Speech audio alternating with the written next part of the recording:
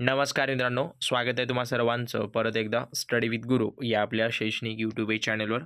तर कोतवाल भरती संदर्भात जेवढे काही महत्त्वाचे प्रश्नपत्रिका जसे आपणास मिळत आहेत तसे तसे आपण विद्यार्थ्यांपर्यंत पोहोचवत आहोत, प्रोव्हाइड करत आहोत.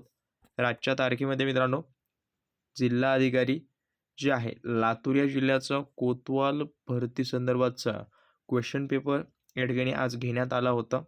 पाहू शकता दिनांक आजची आहे आणि वेळ आजचा आहे. आत्ता आपणास क्वेश्चन पेपर मिळालेला आहे आणि जे प्रश्न आहेत जे म्हणजे अगोदर मी ज्या विद्यार्थ्यांना सांगितलेले होते तशाच पद्धतीचे प्रश्न या ठिकाणी दिसून येत आहेत. त्यामुळे आज जे महत्त्वाचे प्रश्न आलेत, जी केचे प्रश्न कसे आलेत, मॅथचे प्रश्न कसे आलेत, मराठी व्याकरणाचे कसे आलेत, सर्व ॲनालिसिस आपण करणार आहोत. त्यामुळे व्हिडिओ शेवटपर्यंत पहा. आणि एक महत्त्वाचं, काही प्रश्नांची उत्तरे वगैरे चुकीची असतील तर अवश्य तुम्ही कमेंट करत चला. आणि या व्हिडिओच्या डिस्क्रिप्शन बॉक्समध्ये समजा कोणत्या प्रश्नांचं करेक्शन वेगळं असेल तर मी पिन केलेलं आहे, ते सुद्धा पाहून घ्या. तर पाहून घ्या, सेम पॅटर्न आहे. आजच्या तारखेमध्ये दुपारी पेपर झाला होता. जवळपास हा जो पेपर आहे तो तुम्हाला 1.5 तासाचा वेळ होता. 50 प्रश्न 100 गुण असे होते. तर पाहून घ्या, प्रत्येक प्रश्नास 2 गुण आहेत असं त्यांनी दिलेलं होतं. सूचना आहे हे, तर थोडाफार मागं पुढे आहे. तर पाहून घ्या कशा पद्धतीचे प्रश्न या ठिकाणी आलेले आहेत. तर भारताचे स्थल सेनाध्यक्ष कोण आहेत पाहून जा. मी फक्त क्वेश्चन पेपर ॲनालिसिस करत आहे. तसेच भारतीय अंतरिक्ष अनुसंधान संस्थाचे विद्यमान अध्यक्ष कोण आहेत. तर लक्षात असू द्या, हे इस्रोचं का टाकलं म्हणजे त्यांनी काल परवा चांद्रयान सोडलेलं होतं. त्यासोबत महाराष्ट्राच्या राज्यगीताचे कवी कोण आहेत. तर लक्षात असू द्या, हे राज्यगीत कोणतं आहे याबाबत खूप सारी माहिती मी ऑलरेडी प्रोव्हाइड केलेली आहे. फिडे तसेच नुकतीच पार पडलेली ब्रिक्स राष्ट्रप्रमुखांची परिषद खालीपैकी कोणत्या देशात आयोजित करण्यात आली, करंट अफेअरचा प्रश्न आहे. त्यासोबत जे आहे हैदराबाद मुक्तीसंग्रामात भारत सरकारने सन 1948 साली कोणते पोलीस ऑपरेशन केले होते. त्यासोबत निजामशाहीची राजधानी कोणती होती. राज्याभिषेक कोणत्या दिवशी झाला होता. ऑलरेडी मी खूप साऱ्या विद्यार्थ्यांना सांगितलं की तुम्ही महाराष्ट्राच्या भूमीत असाल तर आपले जे राज्य आहेत छत्रपती शिवाजी महाराज यांच्याबाबत संपूर्ण माहिती तुम्ही करून घ्या, कारण का ही त्यांचीच भूमी आहे आणि त्यांच्या जेवढी तुम्ही माहिती कव्हर कराल त्यावर 100% प्रत्येक परीक्षेत प्रश्न पडतोच. तर त्यांचा जो राज्याभिषेक कधी झाला तर लक्षात असू द्या 6 जूनला झालेला होता.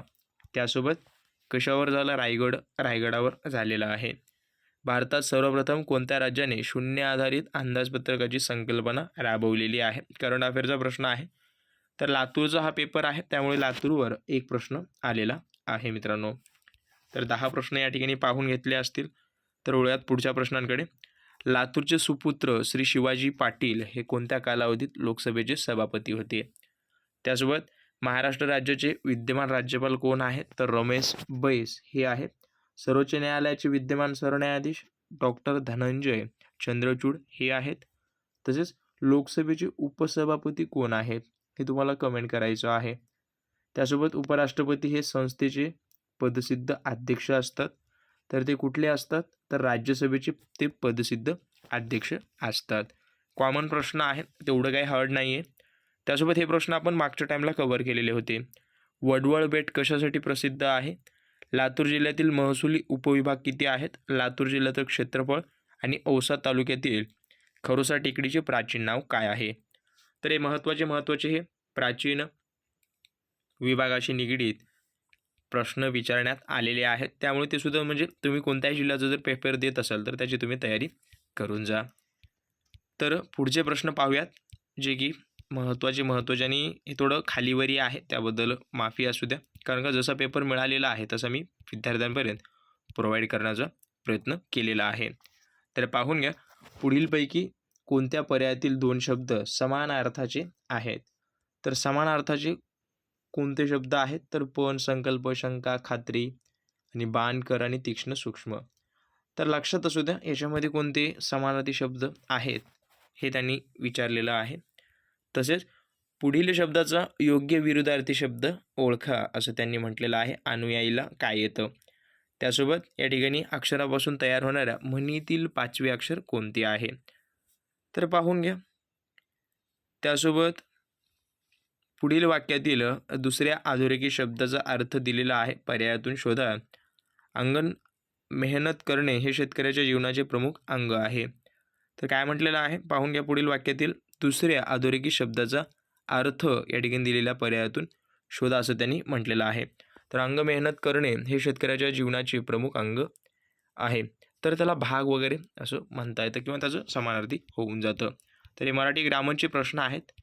आता त्यांनी जे 32वा आहे विरामचिन्हाबाबत विचारलेलं आहे की कोणतं विरामचिन्ह द्यायचं राहिलं. तर तिच्या हातांना बँडेज होते पण ती हसत होती. तर या ठिकाणी तुम्हाला कॉमा ज्याला आपण म्हणतो ते आपणास द्यावं लागणार होतं स्वल्पविराम. कुठे येतं हे तुम्हाला कमेंट करायचं आहे. मराठी भाषा दिन हा महाराष्ट्रात कोणत्या दिवशी साजरा केला जातो? 27 फेब्रुवारीला. कोणाच्या जन्मदिवसाबाबत हे सुद्धा मी सांगितलेलं होतं. त्यासोबत कलम नयन या शब्दाचा समास ओळखा. समासावर प्रश्न पडला. विभक्तीवर सुद्धा प्रश्न या ठिकाणी दिसत आहे, ते सुद्धा कव्हर करून जा. त्यासोबत प्रत्ययरहित मूळ शब्द म्हणजे काय, तर त्याला काय म्हणतात हे सुद्धा पाहून घ्या. एका वस्तूची किंमत म्हणजे शेकडेवारीवर प्रश्न पडला, हे सुद्धा करून जा. त्यासोबत 1,200 रुपये मुद्दलाची सरळ व्याजने 5 वर्षात दाम 5 पट होण्यासाठी व्याजाचा दर किती असावा. तर शेकडेवारीवर 2 प्रश्न आणि सरळ व्याजावर 1 प्रश्न आलेला आहे. विजय हा एक काम 25 दिवसात संपवतो. जर विजयने 11 दिवस काम केले तर किती काम शिल्लक राहिलं किंवा उरलं. तर लक्षात असू द्या, त्यांनी म्हणजे अशा पद्धतीचं टक्केवारीचं शेकडेवारीचं विचारलेलं आहे. 2 हे शेकडेवारीमध्येच जातं. त्यासोबत 30 मीटर लांबीची आगगाडी ताशी 54 किलोमीटर वेगाने जाते, तर ती गाडी एका खांबास किती वेळात ओलांडते. तर अगदी नॉर्मल आहेत प्रश्न, तेवढं काय हार्ड नाही आहे. थोडं जर तयारी केलात तर तुम्हाला एक चांगला स्कोअर तुमच्याकडे येऊ शकतो आणि तुमचं सिलेक्शन होऊ शकतं. 2014 साली प्रजासत्ताक दिन रविवारी होता. तर 2013 साली या ठिकाणी बालदिन कोणत्या साली साजरा केला गेला. तर या ठिकाणी जो बालदिन कधी असतो, पंडित जवाहरलाल नेहरूच्या जन्मदिवसानिमित्त हा जो आहे तो दिवस साजरा केला जातो.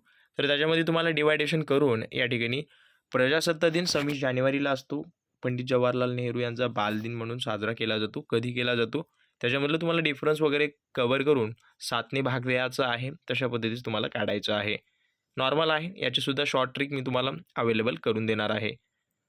त्यासोबत 812, 715, 626, 543, 464, 391 तर प्रश्नचिन्हाच्या जागी काय येईल.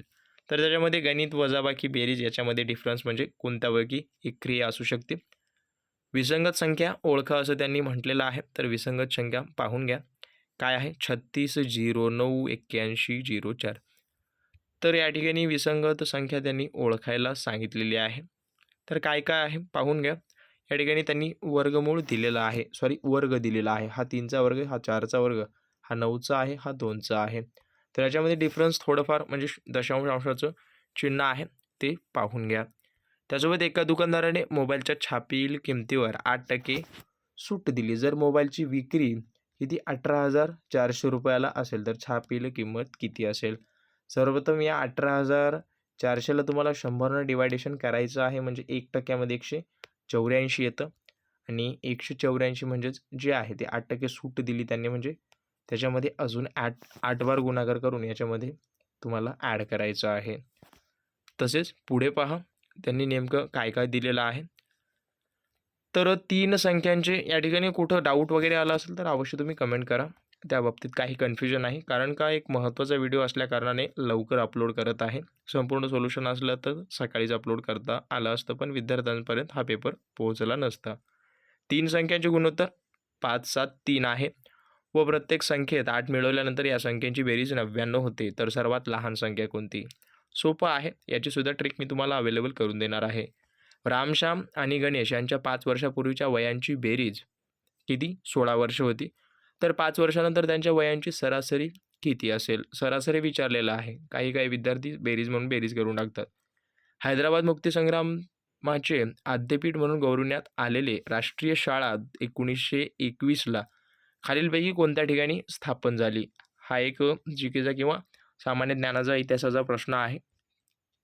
भारतीय अंतरिक्ष कार्यक्रमाचे पितामह कोणाला म्हणतात? तर विक्रम साराभाई यांना म्हटलं जातं.